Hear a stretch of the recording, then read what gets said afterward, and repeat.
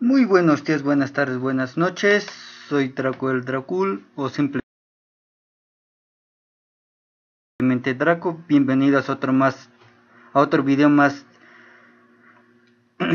a otro video más de El Dragonario y también una colaboración más para el sitio web informativo Ellos y Nosotros.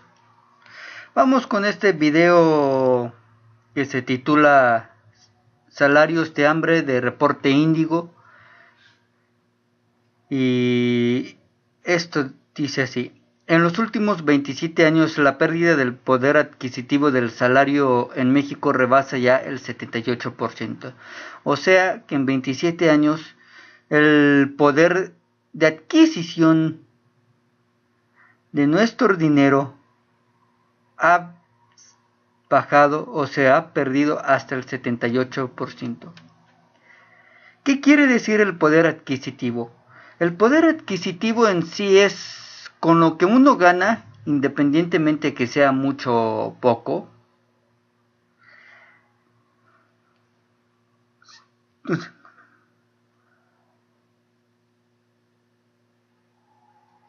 Como decía, con lo...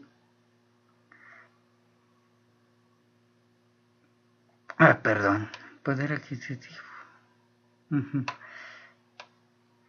Como trataba de decir, el poder adquisitivo es lo que tu dinero, independientemente de lo que ganes, ya sea poco o mucho, se puede obtener con él.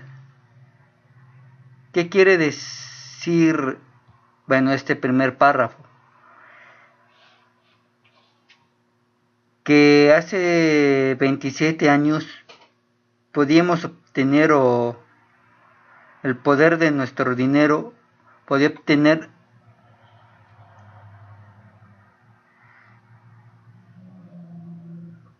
78 veces más de lo que hoy se puede comprar. Recordemos, el salario mínimo en esos años, antes de que entrara el neoliberalismo, no era así tan grande como es en sí, en proporción como es actualmente. Pero con ese dinero podíamos obtener más dinero que de lo que actualmente hoy podemos con los salarios que hay, ya sean mínimos o establecidos a través de puestos de trabajo a nivel profesional. Continúo. Y de acuerdo con la Comisión Económica para América Latina y el Caribe, CEPAL, el ingreso mínimo de los mexicanos es hoy uno de los más bajos de América Latina.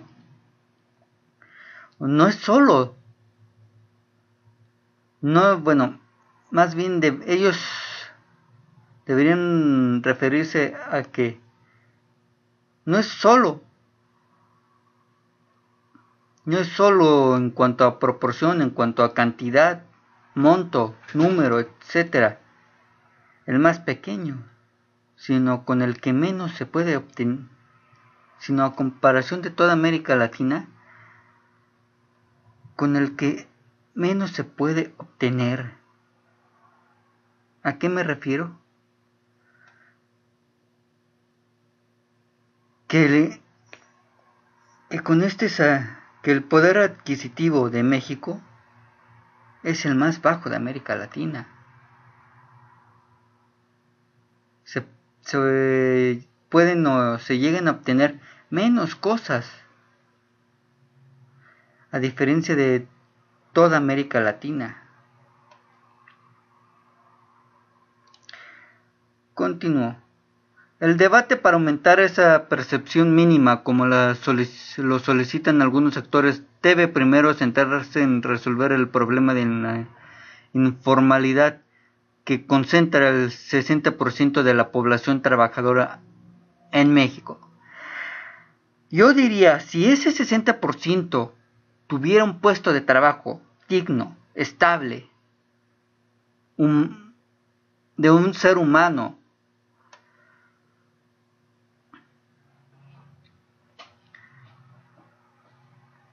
y en general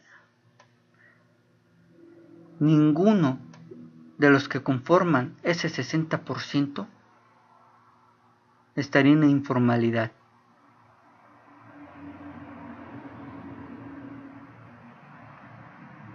Y aparte, también, si al ciudadano de a pie no se le retacara, no se le hostigara, no se le deprimiera con tanto impuesto y tan altos, también no se encontrarían en la informalidad.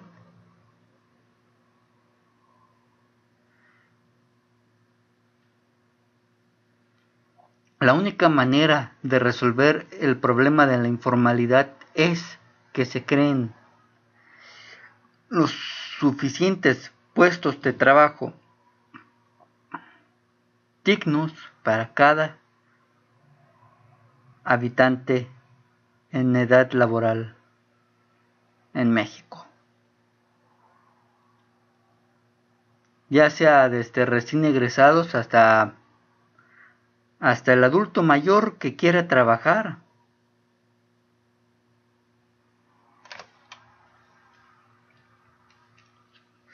La informalidad no se debe así nomás de arte de magia, no, es porque en realidad no hay oportunidades.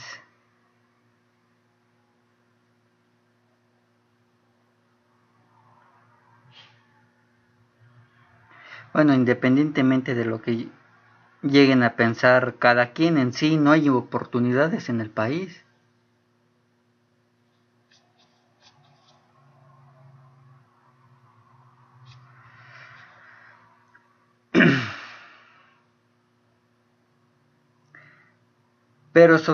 Continúa la nota, pero sobre todo dejar de utilizar el minisalario como mecanismo para controlar la inflación y no para generar bienestar económico social. Es mentira que si se eleva el salario se genere inflación. No, es mentira. En general es mentira, porque entre más tenga el pueblo, la gente, el ciudadano del pie, y también entre más pueda conseguir, entre mayor sea su poder adquisitivo, la economía subirá así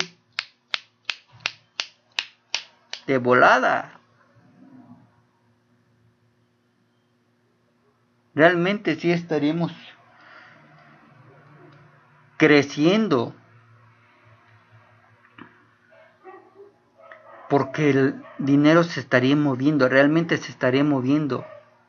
La gente tendría no solo para satisfacer sus necesidades básicas, sino para satisfacer sus gustos.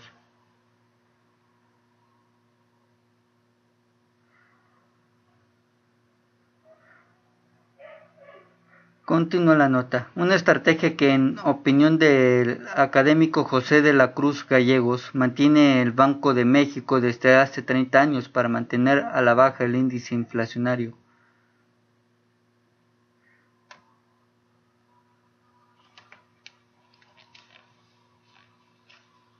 Perdón.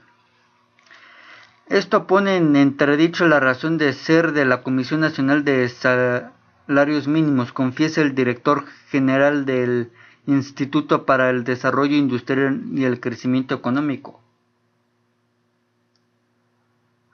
Mucho trabajo y poco sueldo. Según la recomendación sobre la protección del salario de la OIT, emitida en 1949, el salario representa una forma de subsistencia para que una persona logre su desarrollo. Sin embargo, en la actualidad, un trabajador debe elaborar 22 horas para obtener una canasta alimenticia recomendable, o como en México se le conoce como canasta básica. Cuando 3 décadas atrás solo eran necesarias 4 horas.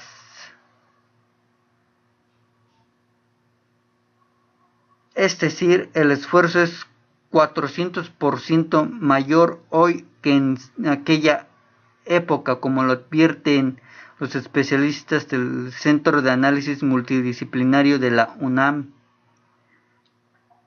en su reporte mensual. ¿Qué quiere decir esta parte? Hay mucho trabajo, no de que haya puestos laborales, ya sea profesionistas o no, sino de que el mexicano trabaja mucho más que hace 30 años, prácticamente, mucho más, y recibe una miseria que debería ser al revés. Muchos dirían, no, qué flojos, que no sé qué, que trabajen lo justo. Es que así debería ser, es lo justo. Gran parte del salario del mexicano se gana, bueno, el salario mínimo se gana en los primeros 9 minutos, pero en sí la gran parte, la mitad de la jornada laboral, o sea, 4 horas. Y con esas 4 horas, bueno, le pueden permitir al trabajador desarrollarse en otras áreas, ya sea deportivas, intelectuales o académicas, si también lo desea. Continúo. Mientras en 1987 el precio por día de esa canasta era de 3.95 pesos. En abril de este año la misma registró un precio promedio de 184.96 pesos. También no olvidemos que en el 94, durante el error de diciembre al inicio de la gestión de Zedillo, que se dio el dichoso error de... sí, creo que ya lo mencioné. ¿Sí? A lo que voy es que en ese momento, en ese año, se le quitaron 3 ceros a la moneda nacional. Se le devaluó de una manera atroz que al parecer no nos dimos cuenta o no reaccionamos o simplemente nos valió.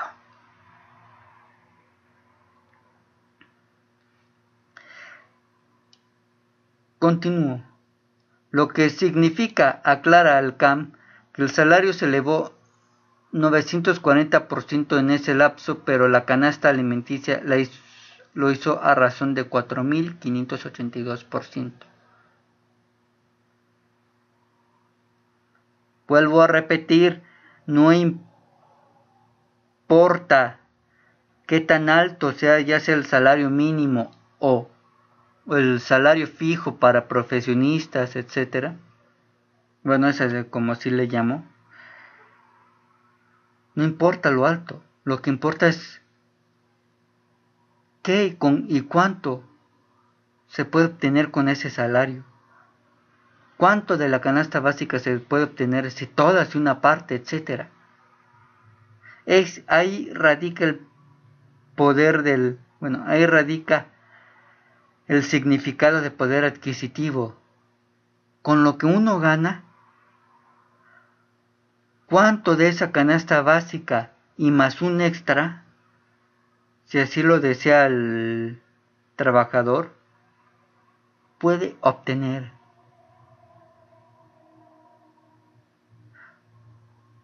Una razón de por qué la gente, también lo voy a decir, la gente, digamos, no está educada en cierto modo, y no me refiero a que no vaya a la escuela, bueno, ese es otro tema. Me refiero a la verdadera educación a la que viene de casa. Es porque los padres de los niños están más preocupados en llevar algo a la mesa, algo para meterse a la boca, algo para tragar, que educar bien a sus hijos. Como Se decía en párrafos anteriores, el trabajador trabaja 400 veces más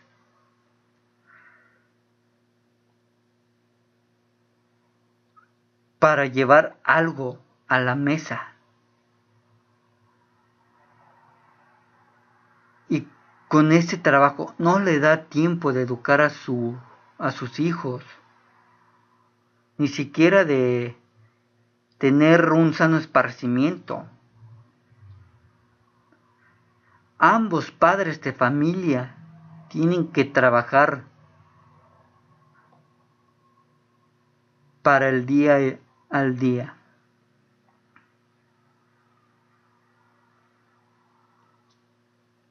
Es otra razón de la pésima educación en México. ¿Cómo se espera que el mexicano se eduque, se cultive, haga deporte, si apenas tiene para tragar?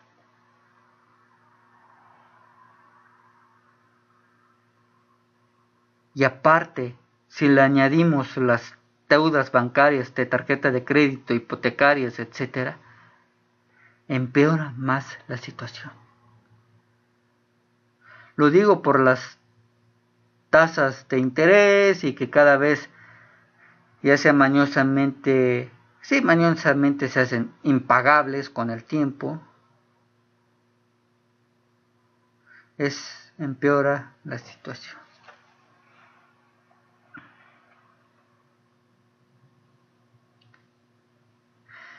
Continúo. A ello se agregan que en el primer trimestre de este año, cerca de 6.5 millones de personas no recibieron remuneración por su ocupación, según las propias siglas del INEGI, lo que refleja que el 13.1% de la población ocupada percibe un ingreso que en el mejor de los casos fue de un salario mínimo.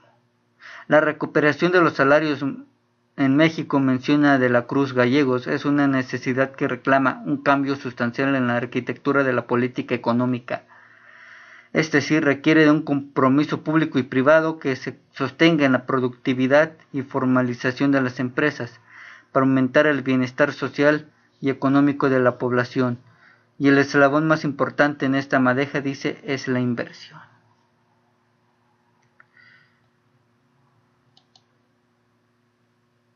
La nota en sí, más con todo lo que estoy diciendo, es algo largo, pero creo que se requiere.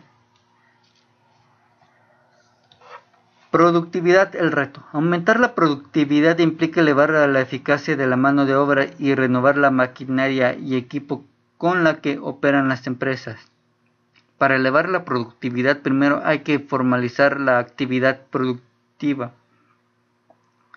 lograr un crecimiento económico sostenido, eliminar el exceso de regulación y abatir la precariedad del mercado laboral. Lo cual la última reforma laboral no ayuda.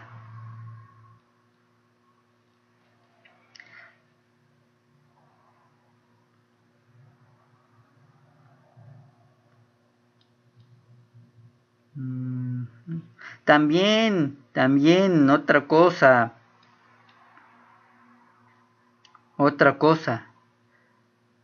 dentro del salario está la productividad. Entre más alto sea el salario del mexicano en general, más productivo va a ser. ¿Por qué? Porque va a tener mayor deseos de hacer lo que está haciendo. ¿A qué me refiero? Va a sentir que lo que está haciendo realmente vale la pena.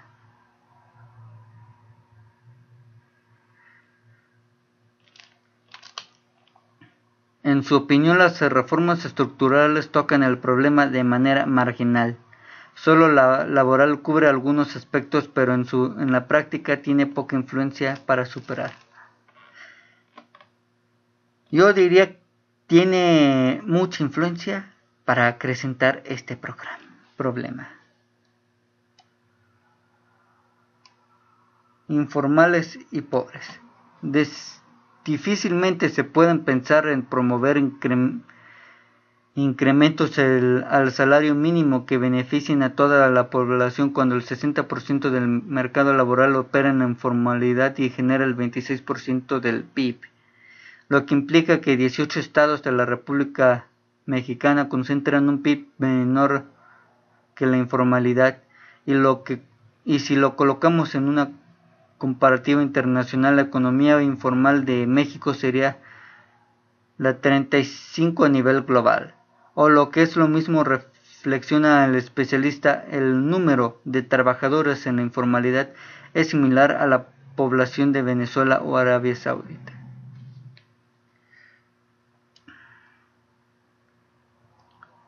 Las estadísticas del INEGI reconocen que México tiene un sector laboral mayoritariamente informal. Incluso por sector económico, el 93% de la actividad productiva en la agricultura es informal y el 52% en el comercio. En el caso del campo, yo diría, esto se debe a que no hay apoyos y todo lo que se hace, todos los programas del gobierno son entre asistencialistas y para pisotear el campo.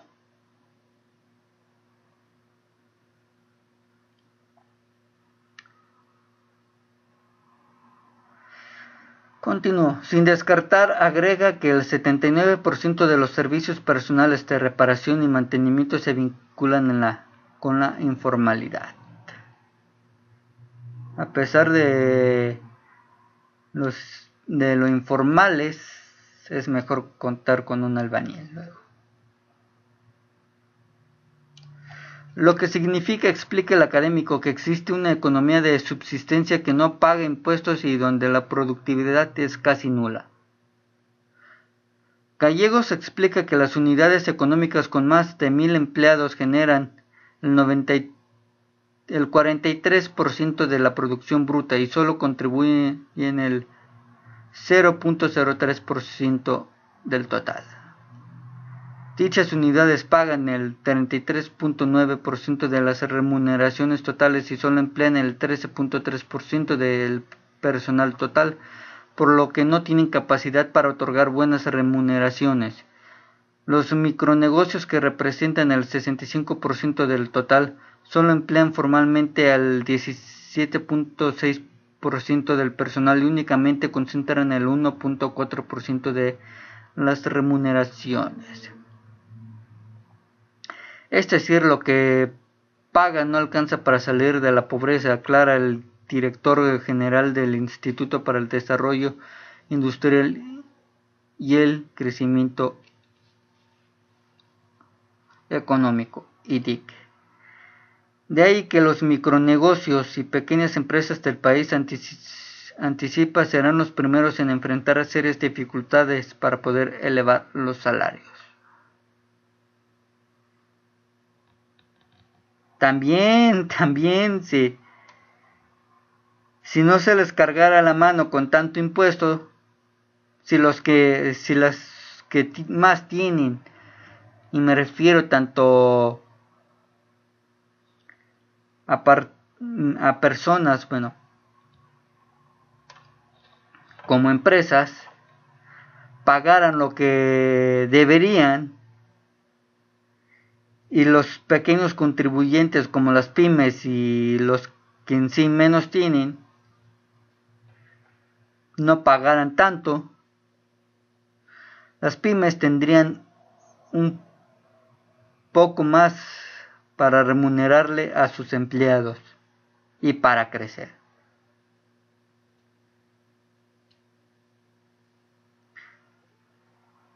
Y no solo eso, si se diera una banca que realmente apoyara a las pymes y que no las ahogara en deudas, otro gallo nos cantaría. Y algo similar ocurrirá con las medianas y grandes empresas que acumulan ya más de una década de bajo crecimiento económico, dijo Gallegos.